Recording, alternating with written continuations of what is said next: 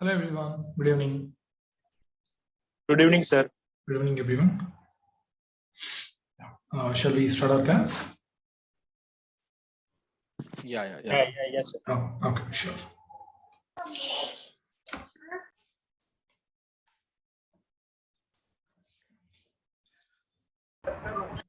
Today we are going to start a new tool, that is Ansible. Okay. Yeah. So I have PPT guys for that. Let me just open it.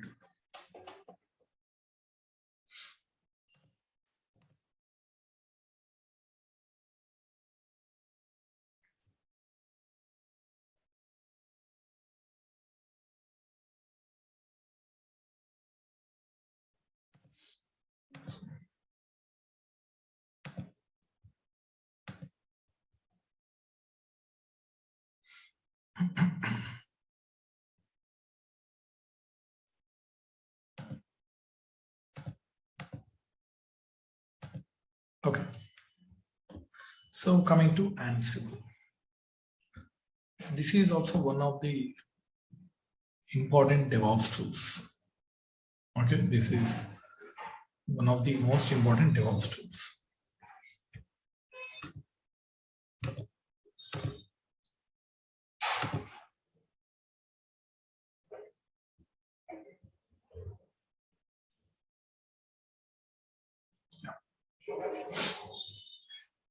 See guys, this Ansible, this one we call as configuration management tool. Okay, configuration management tool. So that's why before you understand Ansible, you must know what is configuration management. Okay, configuration management.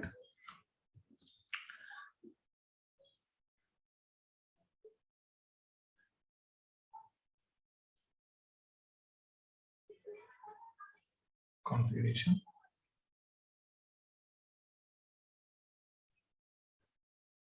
management. Configuration means all details, specifications, system specifications. Each and every minute details of a system we call configuration.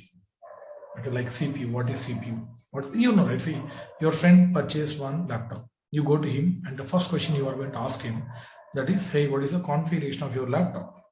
Correct. Then what he says that, hey, this is RAM, this is hard disk, this is graphical card, this is processor, right? So configuration details means all specifications, each and every minute details of your machine. Those details we call configuration details. Like each and everything, how many users are there, how many files are there, how many folders are there, how many groups are there, what kind of permission that they're having, what are the packages which are installed, what are the services which are running, right? Every details, each and every details of your machine, those details we call configuration details. Okay.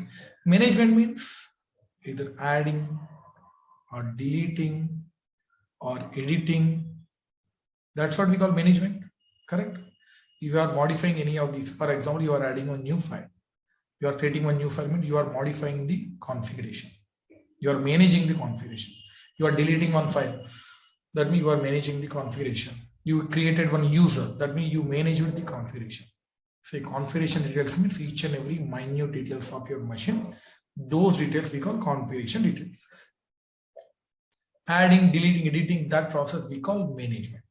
That process we call management. Right? Okay. So you do any changes in your machine, any changes, that means you manage the configuration of your machine. Got it? So this management can be done in two ways. One is manual and one is automated. So who are doing this one manually?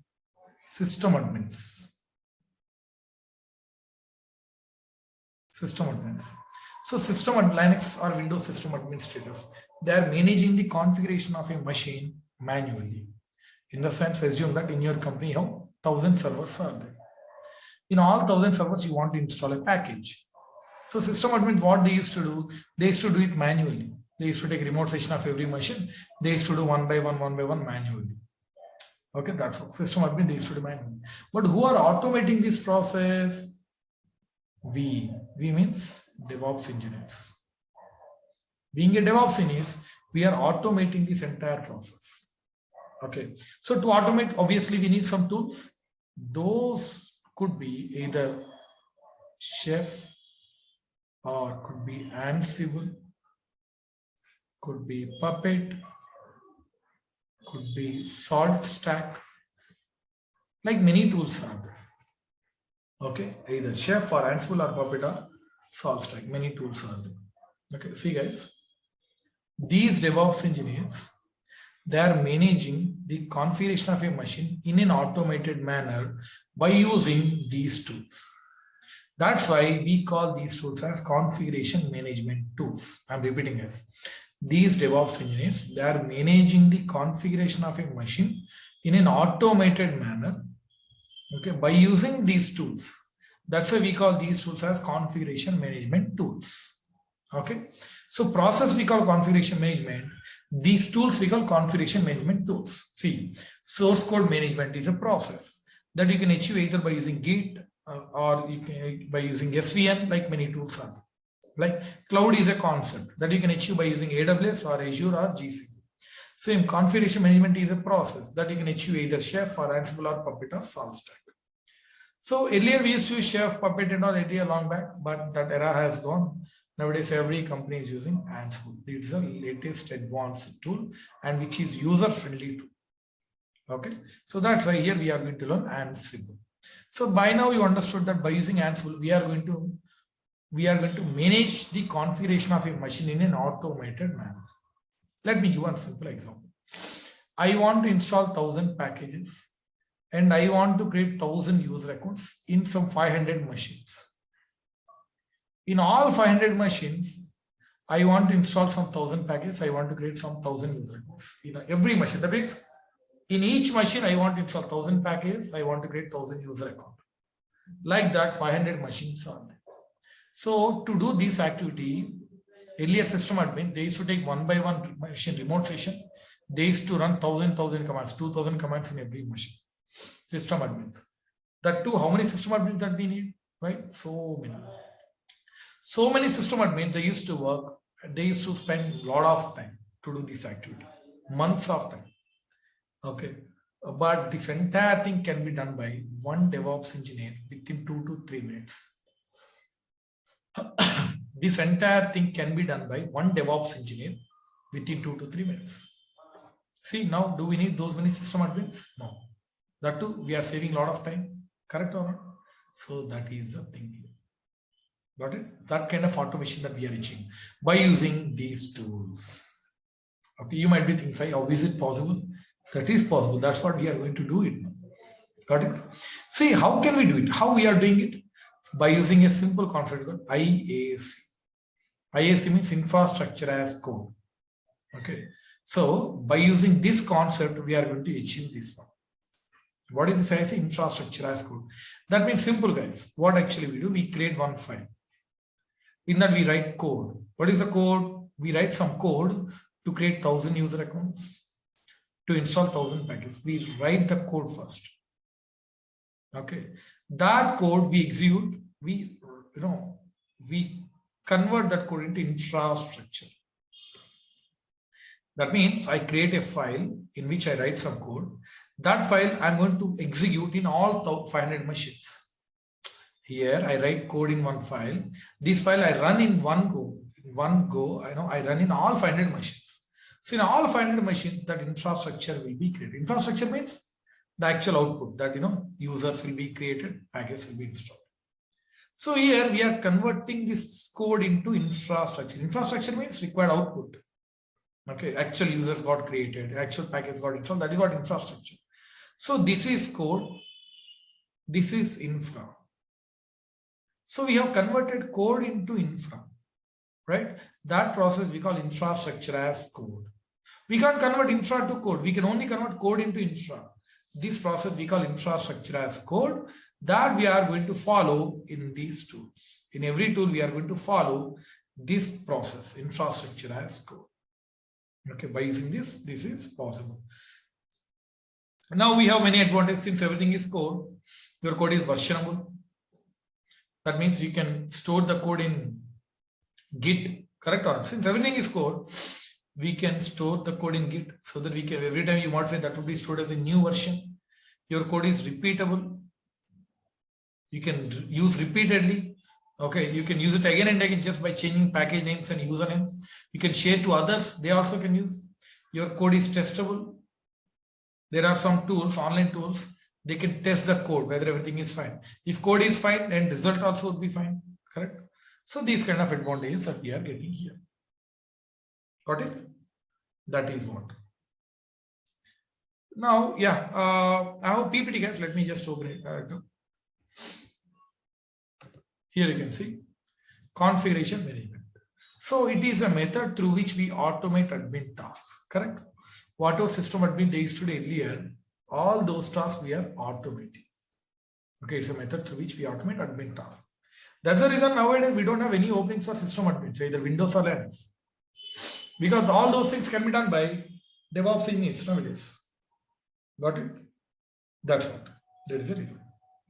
So configuration management tools turn your code into infrastructure. Correct? Or we are converting code into infrastructure. So your code would be versionable, testable, and repeatable. That already. IT infrastructure refers to composite of software, network, people, process, everything. Like means see, that's what configuration. How many packages are there? Okay, what kind of network? What is the IP address? Ports are opened. What are the users are there? How many users are there? How many groups are there? What kind of permission they are having? What are the process running? So this is what we call either IT infrastructure, or you can call configuration details. Okay, that also already we discussed. Yeah, pain points. Pain points means earlier when these kind of tools were not there earlier, how system admins used to do, what kind of problems that they used to face when there was no the configuration management tool. That time, see what are the problems that they used to face managing users and groups. Guys, in big companies, every day you need to create so many users. Every day you need to create so many groups, adding them from the group, removing from the group, adding them, changing permissions. You need to do every now and then in big companies. So every day doing that task one by one manually is a big problem. That is one pain point. Dealing with packages, hundreds of packages you might need to install in big companies, right? That's a big problem. Whether install, uninstall, and all. Taking backups, sometimes you might need to take backups. Deploying any kind of applications, small applications, big applications. Okay, deploying in multiple servers. Configure services, managing, stopping, starting, restarting services, reloading, and all. So these are the pain points that they used to face, and some companies still they are facing these issues. But what kind of advantage that we are getting? How see all those problems we are addressing in by using configuration management tool. You can see why are we using configuration management tool? First of all, complete automation. We are doing complete automation. We are achieving no manual process, complete automation within fraction of minutes. We are doing everything. I told you, right? I want to install 1,000 packages. I want to create 1,000 user accounts in some 500 machines. Okay, within fraction of minutes we can do it. That's what complete automation, right? Second advantage, increase uptime. Increase uptime means suppose assume that you want to install one package. Assume. Okay, it's a big one. Assume that it is taking 1 hour. It's just assume. So for that 1 hour, you need to stop your server. You need to bring it down. Assume. So here, if you do it manually, obviously it takes more time. So you need to bring this 1 hour down. But if you do it automatically by using configuration management tool, it can install that package within 10 minutes.